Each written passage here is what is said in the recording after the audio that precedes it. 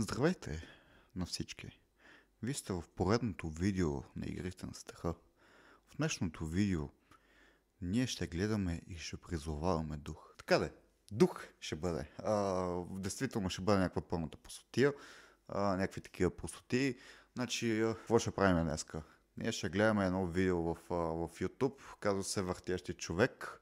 Ние ще го наричаме Въртящото братле. Правилата на играта са такива. Ние трябва да го изгледаме от до, т.е. от самото начало на клипа до самия край на клипа. И след това моментално трябва да се втурнем в банята на тъмно, естествено. И трябва да има осветление. Т.е. не трябва да бъде не трябва да бъде, как се казваше, не трябва да имаме свещ, а трябва да бъдем с фенерче. Т.е. това е някакъв модерен дух, който предпочита по-модерните технологии, а не по-остарелите свещи, извинявам се. Ето така. Никъде не пише в колко часа трябва да го правим това. В момента е 5:12. Ние ще го направим към 12 часа.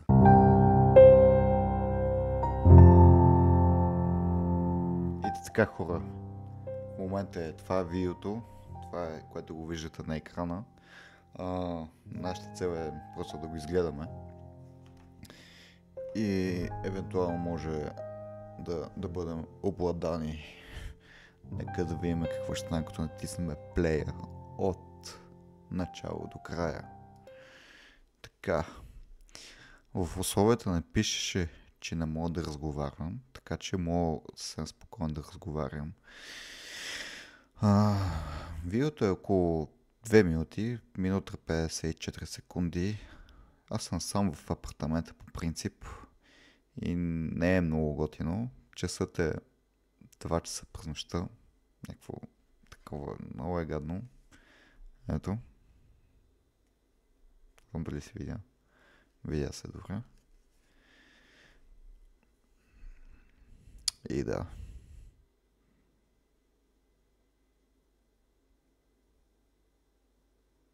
По принцип братлето е много красив. Тая маска е много привлекателна. Мога да кажа само.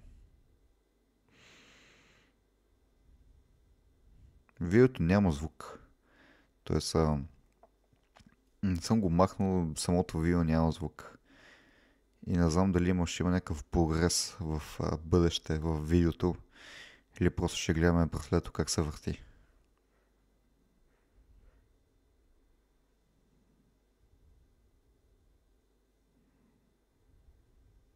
Премигваха някакви неща. Това е 25-ти кадър, казвам ви.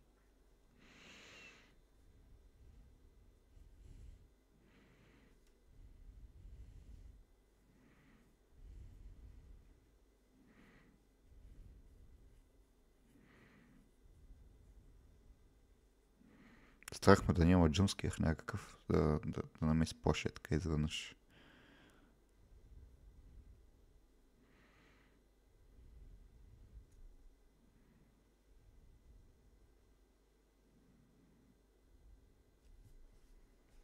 Дебата това свърши добре. Сега отиваме в банята да го снимаме това. Айде, отиваме. Чакайте сега. И така, братлета, вие сте в моята прекрасна баня отново. И днес си взех това. Чакайте, това. Бата звучи направо. С това ще управляваме всичко. Значи гасим лампите сега. Така. И... Не знам, виждам ли се прекрасно или не? Добре, виждам се. И братлето просто е така, трябва да се има 15 минути. Най-вероятно зад кадрите ще обяснявам някакви пустотии, но да почвам 15 минути. Даже е съвсем за сега е такава, 15 минути.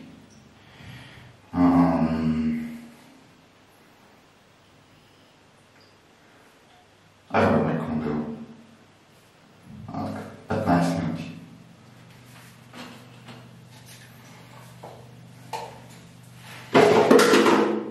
Или ще изпуснах нещо. Падна.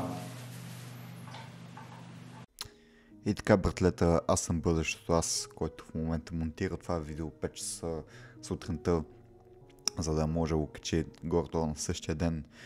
И не, в момента не съм тук да се оплаквам, че трябва да го монтирам това видео толкова часа и едновременно блейки себе си 15 минути и тем подобни.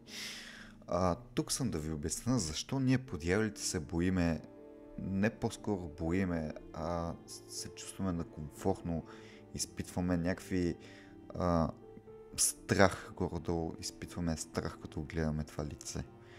Може би не е на всеки, но повечето съм сигурен, че ще изпитват някакъв страх, като видят това лице. Ние изпитваме страх или некомфортност, като гледаме това лице, защото то е маска това, с широко отворени очи. И ние вече автоматично, инстинктивно почваме да се страхуваме, защото ние не виждаме съществото в какво настроение в момента заради маската. Дали ще плаче в момента, дали е щастливо, дали е готов да напада, дали и той се страхува от нас. И ние почваме вече инстинктивно да се напрягаме, да сме готови за всичко, какво може да направи това същество.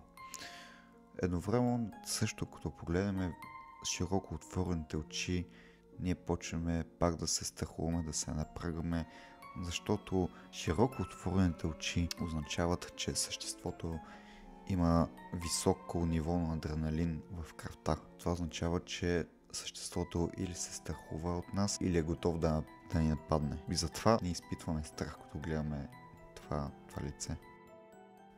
Тук що гледах видеото и имаше нещо към края, което мен много ме притесни.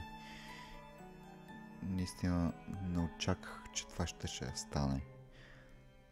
Явно този път игрите с страха се оказаха действително реални, за съжаление. Вижте сами.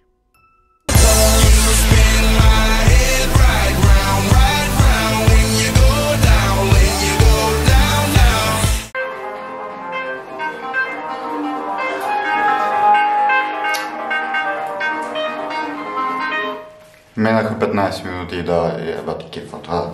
Така, братлета, батерията ми пада на камерата. Аз бях забравил да запиша финалното видео, където ви казвам чао и така нататък. Трябва да сме много бързи. Така, това беше видеото от мене. Надявам се да ви харесало. Ако ви е харесало, ударете един лайк, абонирайте се и ще се видим, когато се видим. Чао!